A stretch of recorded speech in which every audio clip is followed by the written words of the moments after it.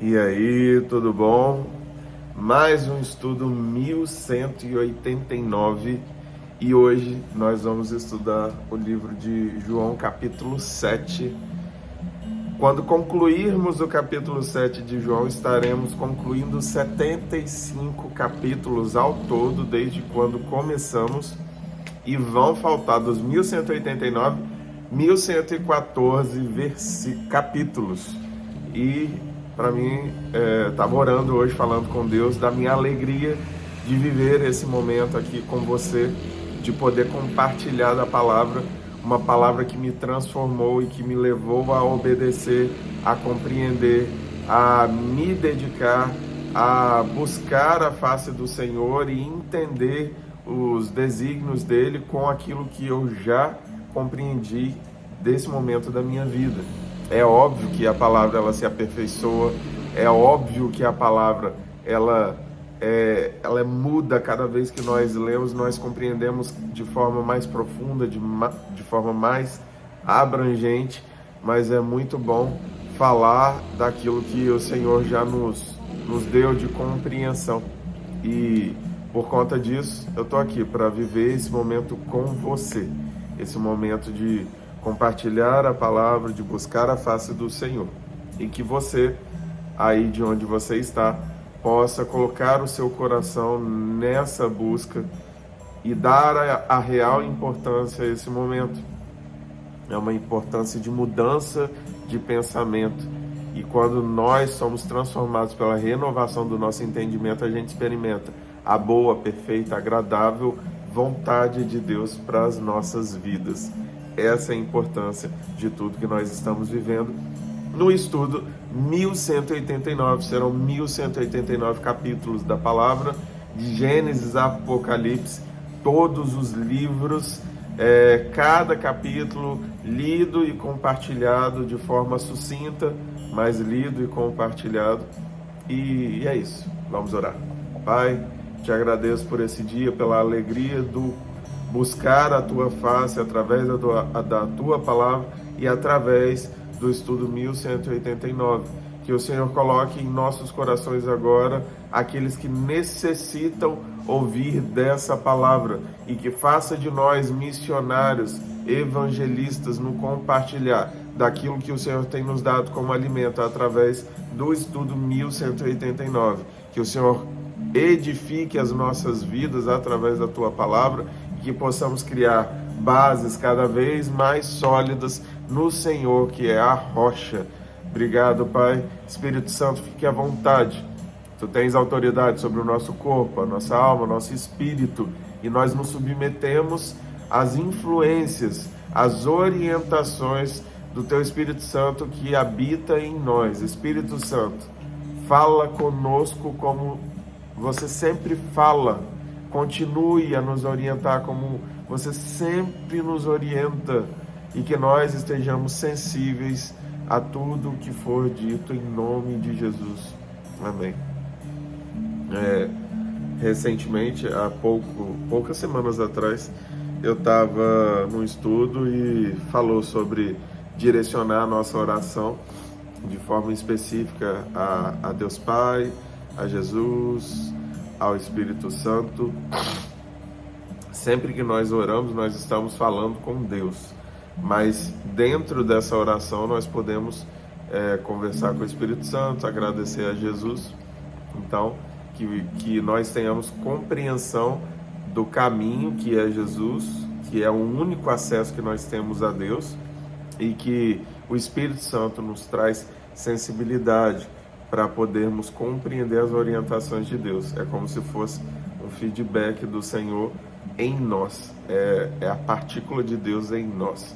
O Espírito Santo, ele nos capacita, nos orienta, nos edifica, nos ajuda a completar nossas orações e nossos desejos, nossos anseios, limites, e compreender essa relação é muito importante, muito significante. Vamos lá.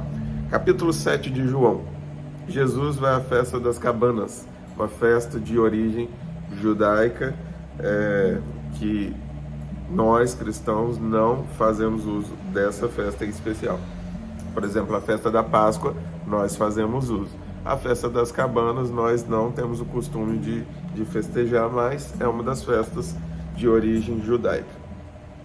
Depois disso, Jesus percorreu a Galiléia, mantendo-se deliberadamente longe da Judéia, porque ali os judeus procuravam tirar-lhe a vida. Então, como Jesus sabia que não era o tempo, ele se afastava desses perigos. Ele tinha essa compreensão do tempo determinado por Deus para que ele pudesse se entregar. Mas, ao se aproximar a festa judaica das cabanas, os irmãos de Jesus lhe disseram: você deve sair daqui e ir para a Judéia, para que os seus discípulos possam ver as obras que você faz. Ninguém que deseja ser reconhecido publicamente age em segredo. Visto que você está fazendo estas coisas, mostre-se ao mundo, pois nem os seus irmãos criam nele. Aqui, os irmãos de Jesus, os irmãos de paternos, de filhos de José e Maria, irmãos por parte de mãe, eles estavam indagando Jesus: por que você não vai para a Judéia e tal? Por que você não vai lá? Lá vai se reunir todo mundo, é a hora que você tem de se mostrar ao mundo. Mas no final, nem os irmãos criam nele. Então Jesus lhes disse: para mim ainda não chegou o tempo certo. Tá vendo? Toda vez que não era chegada a hora, Jesus falava. Tem uns momentos que Jesus começa a dizer: já está perto, já está perto. Aí lá no final ele fala: agora chegou a hora. Para vocês qualquer tempo é certo. O mundo não pode odiá-los, mas a mim odeia, porque dou testemunho de que o que ele faz é mal. O que o mundo faz é mal, e é por isso que Jesus era odiado, porque dava testemunho do mal que o mundo estava fazendo, e o mundo são as pessoas. Vão vocês à festa, eu ainda não subirei a esta festa, porque para mim ainda não chegou o tempo apropriado. Tendo dito isso, permaneceu na Galiléia. Contudo, depois que os seus irmãos subiram para a festa, ele também subiu, não abertamente, mas em segredo.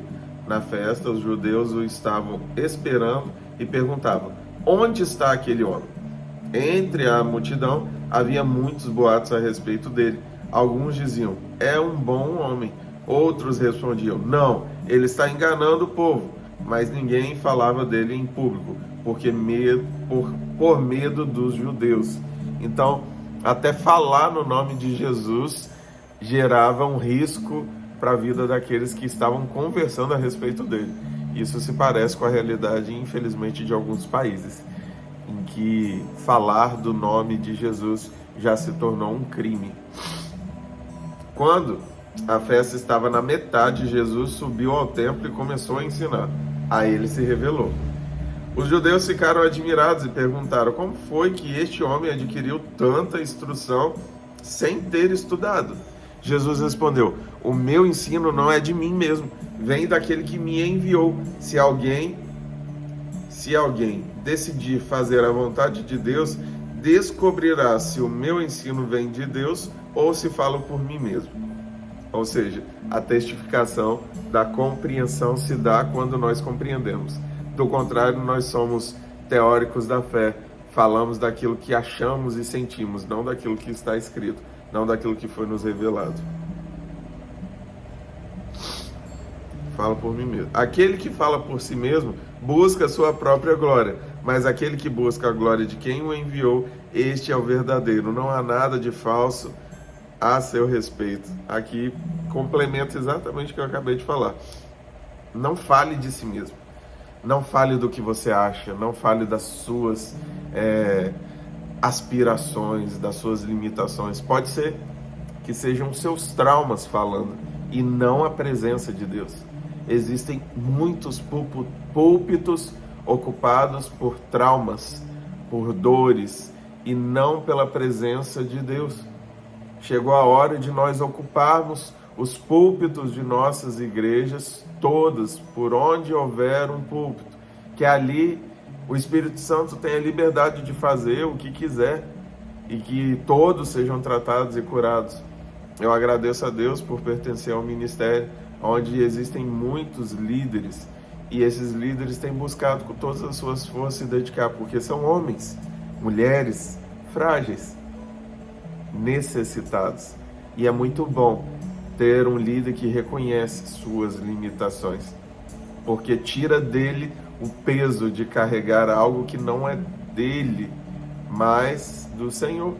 Então, quando eu reconheço a minha limitação e abro mão da soberba, do orgulho, eu reconheço que não vem de mim, mas vem de Deus. Então, que isso fique como exemplo para você, que nossas lideranças sejam olhadas com esses olhos, pessoas que carecem de nossas orações e que devem se submeter ao Senhor, porque do contrário, a quem eles estão se submetendo? Ao próprio conhecimento? São fariseus? Moisés não lhes deu a lei, no entanto, nenhum de vocês lhe obedece.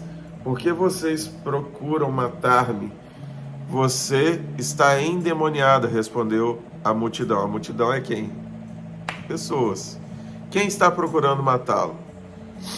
Jesus lhes disse: fiz um milagre e vocês todos estão admirados. No entanto, porque Moisés lhes deu a circuncisão, embora na verdade ela não tenha vindo de Moisés, mas dos patriarcas, vocês circuncidam no sábado. Ora, se o menino pode ser circuncidado no sábado, para que a lei de Moisés não seja quebrada, por que vocês ficam cheios de ira contra mim por ter curado completamente um homem no sábado?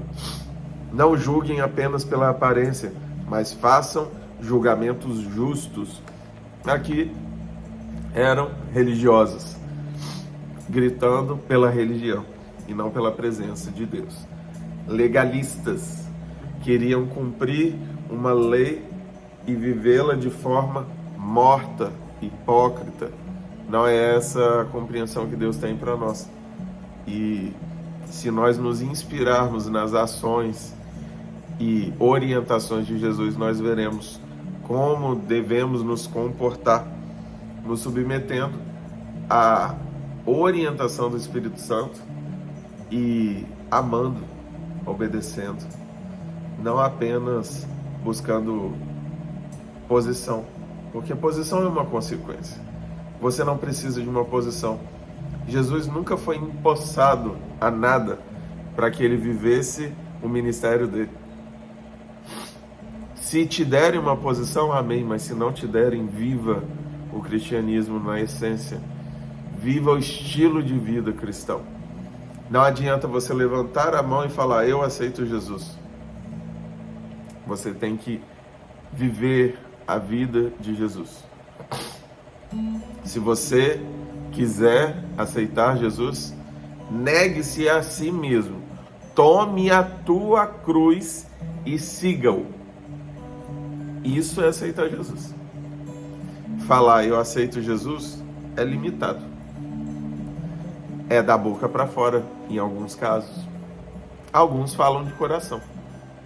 Mas aqueles que pegam a sua cruz, que negam a si mesmo, pegam a sua cruz e seguem, esses se conectam à essência do aceitar a Jesus.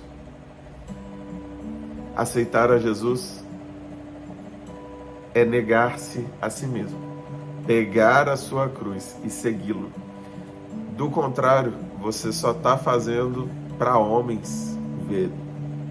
Que você vá além dessa atitude, que é importante, mas é um pequeno passo, bem pequeno. Você tem que dar todos os outros. Mas é importante, mas tem que dar os outros. Então, alguns habitantes de Jerusalém começaram a perguntar: não é este o homem que está procurando matar? Não é este o homem que estão procurando matar? Aqui está ele, falando publicamente, e não lhe dizem uma palavra. Será que as autoridades chegaram à conclusão de que ele é realmente o Cristo? Mas nós sabemos de onde é este homem. Quando o Cristo vier, ninguém saberá de onde ele é. Enquanto ensinava no pátio do templo, Jesus exclamou: sim, vocês me conhecem e sabem de onde sou. Eu não estou aqui por mim mesmo, mas aquele que me enviou é verdadeiro. Vocês não o conhecem, mas eu o conheço, porque venho da parte dele e ele me enviou. Então tentaram prendê-lo, mas ninguém lhe pôs as mãos, porque a sua hora ainda não havia chegado. Assim mesmo, muitos dentre a multidão creram nele e diziam: quando Cristo vier, fará mais sinais miraculosos do que este homem fez? Os fariseus ouviram a multidão falando essas coisas a respeito dele.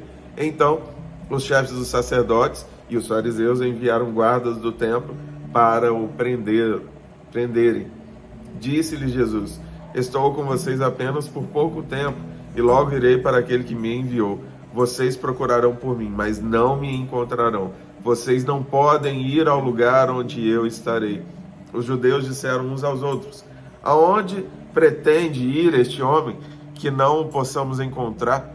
Para onde vive o nosso povo, espalhado entre os gregos, a fim de ensiná-lo? O que ele quis dizer quando falou: vocês procurarão por mim, mas não me encontrarão, e vocês não podem ir ao lugar onde eu estarei?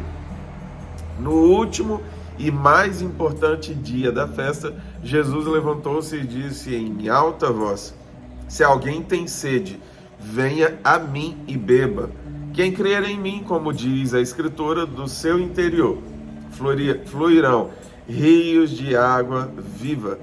Ele estava se referindo ao Espírito, que mais tarde receberiam os que nele crescem. Até então, o Espírito ainda não tinha sido dado, pois Jesus ainda não fora glorificado.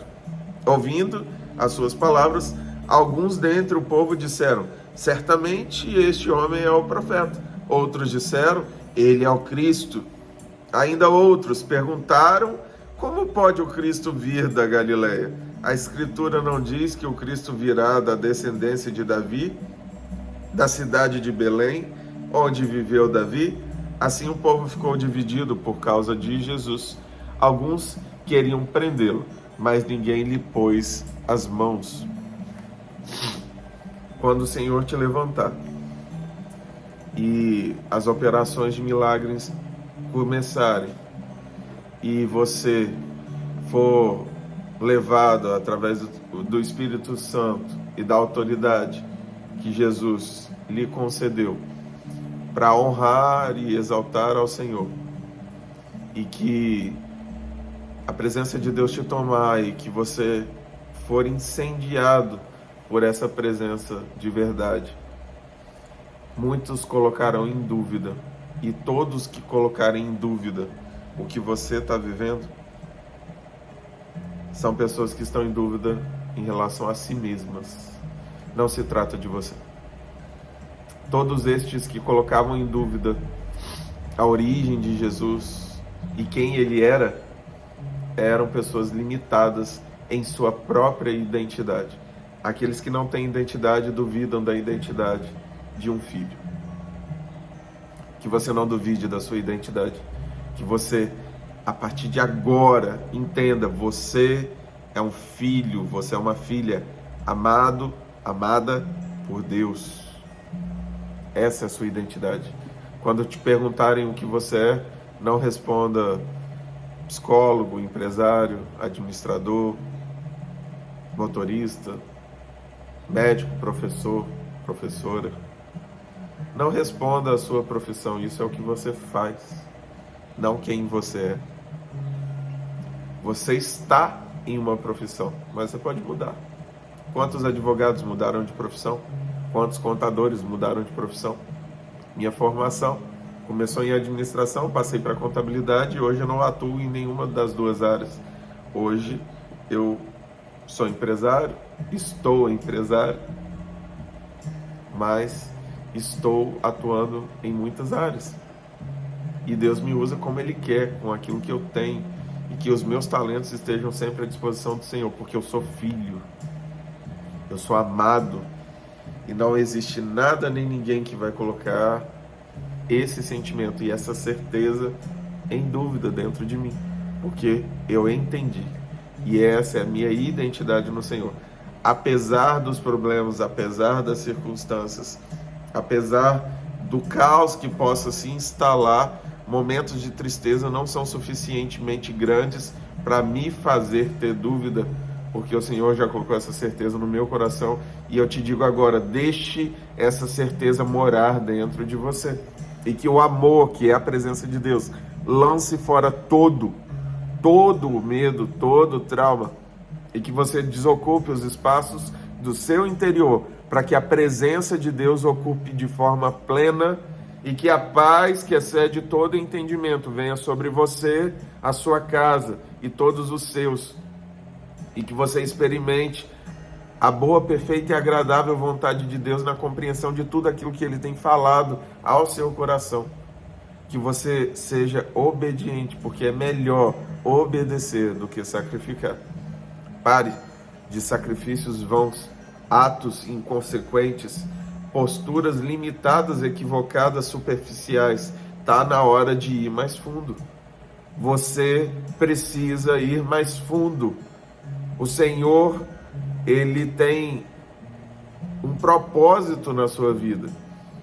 Só que você está limitando esse propósito. Se você não está pleno naquilo que você está vivendo, você não está conectado ao propósito. Porque o propósito te completa e te dá disposição, energia para fazer coisas que sem o propósito você não conseguiria. Que você se conecte a esse propósito, que você viva o melhor de Deus para a sua vida.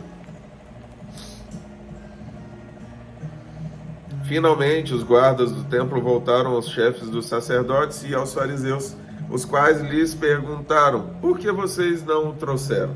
Ninguém jamais falou da maneira como esse homem fala, declararam os guardas. Os guardas que foram enviados para prender a Jesus foram evangelizados por ele. Foram empaquetados pelo poder daquela palavra. Esse é o poder da verdadeira palavra. Aqueles que querem fazer mal, quando pararem para te ouvir, serão impactados não por você, mas por quem você carrega dentro de você. E isso fará a diferença na sua geração, não tenha dúvida.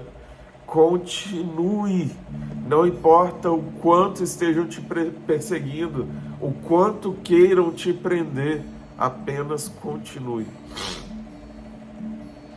Será que vocês também foram enganados? Perguntaram os fariseus. Por acaso alguém das autoridades ou dos fariseus creu nele?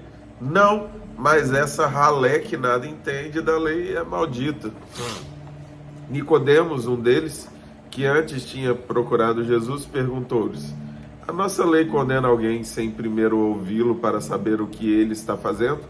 Eles responderam: você também é da Galileia? Verifique e descobrirá que da Galileia não surge profeta. Mais uma vez, desmerecendo a origem de Jesus. Não importa a sua origem. Não importa se você foi achado na lata do lixo. Não importa se você não conheceu seu pai, sua mãe aqui na terra. O que importa é que você é um filho amado e amada por Deus. Minha esposa acabou de chegar, meu cachorrinho vai começar a fazer bagunça. Não importa de onde você veio. Não importa. Você é filho, você é filha. E a sua origem vem dele. Não vem aqui da terra. Você é um cidadão com duas identidades, dois passaportes. Um aqui da terra e outro vem dele. Que você compreenda essa real importância, que você viva com essa certeza. Você curta, compartilha, se inscreva, ativa o sininho, comenta aqui se fez sentido para você essa palavra. E se o Espírito Santo está te tocando para encaminhar essa palavra para alguém, que você envie agora, que essa pessoa seja impactada. E se você está aqui porque alguém te enviou essa palavra, se sinta muito amado por Deus. Que Deus nos abençoe.